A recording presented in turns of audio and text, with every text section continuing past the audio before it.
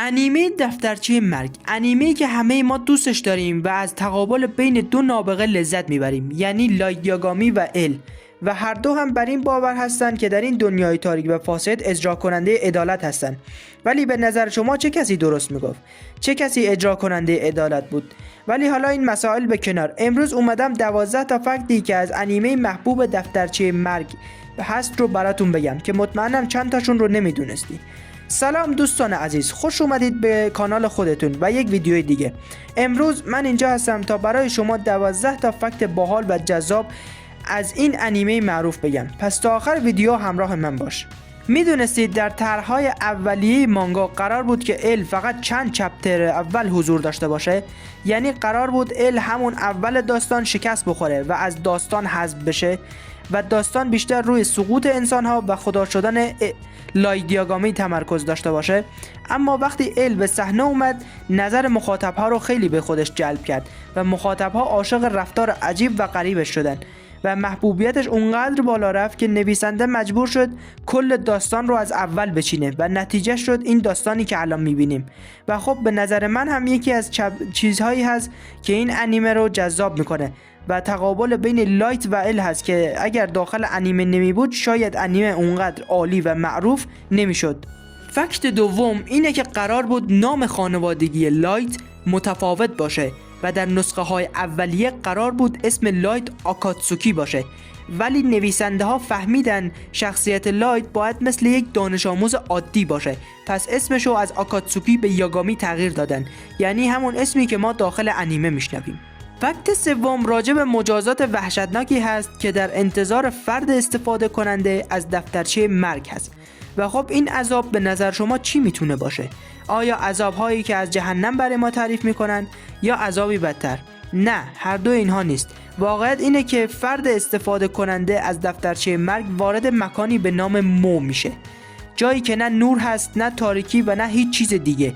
یعنی فرد یک جور وارد پوچی میشه که هیچ چیز اونجا نیست و این یعنی استفاده از قدرت مرگ بهای سنگینی داره و لایت فکر کرده که با نابودی جنایتکارها داره به بهشت میره، ولی نمیدونه که نابودی مطلق در انتظارشه.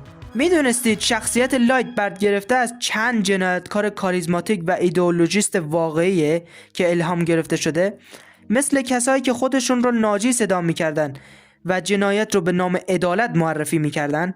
اون صحنه چیپس خوردن لایت رو یادتون هست؟ اون صحنه معروف که میگه و من چیپس رو هم میخورم.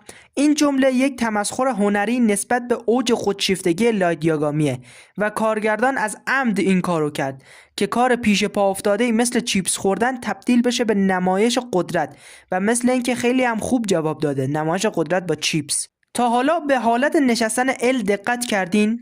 آیا تا حالا پیش خودتون گفتین که چرا اینجوری میشینه و مثل بچه آدم نمیتونه بشینه؟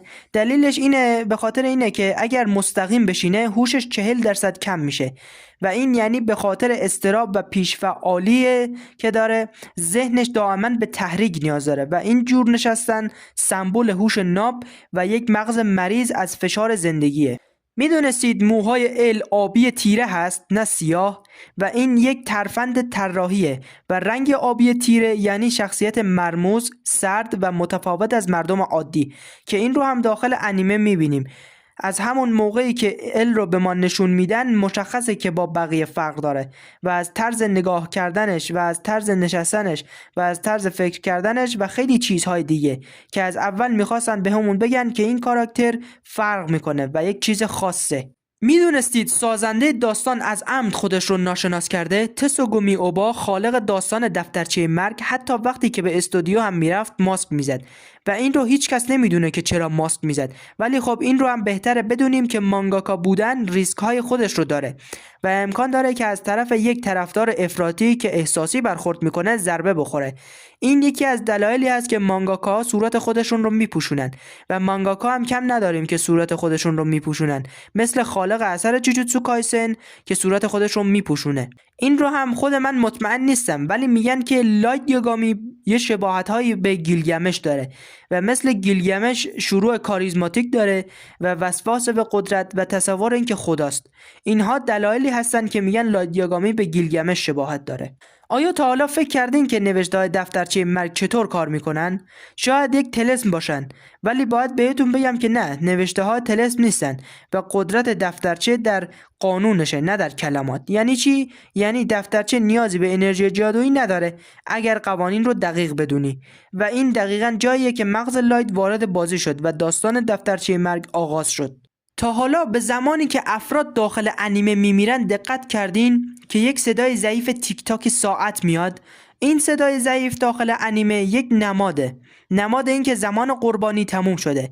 این یکی از ظریف‌ترین روش‌های کارگردانه برای ایجاد استرس زیرپوستی که مخاطب این رو نمیبینه ولی حس میکنه. صحنه مرگ لایت در انیمه رو یادتون هست؟ زمانی که داشت کشته میشد و در مانگا لایت مثل یک سگ التماس میکرد که زنده بمونه و فریاد میزد که نمیخواد بمیره، و سازنده ها این رو میخواستن به ما نشون بدن که پشت ماسک خدا یک نوجوان ترسو قایم شده، نوجوانی که حرف از خدا بودن میزد و میخواست که با کشتن جنایتکارها عدالت رو اجرا کنه، و اونقدر این رو باور کرده بود و اونقدر مغرور و خودپسند شده بود که دیگه باورش شده بود که یک خداست و یادش رفته بود که یک نوجوانه که از پوست و گوشت تشکیل شده. ولی این صحنه رو در انیمه با یک مرگ باکلاستر نشون دادن تا حرمت لایت حفظ بشه و به مخاطب یک آخر و عاقبت آبرومندتر نشون دادن. حالا میخوام بدونم نظر شما عزیزان راجع به این انیمه چیه و طرفدار کدوم شخصیت هستین، لایت یاگامی یا ال، و به نظر شما کدوم یکی عدالت واقعی رو اجرا میکرد؟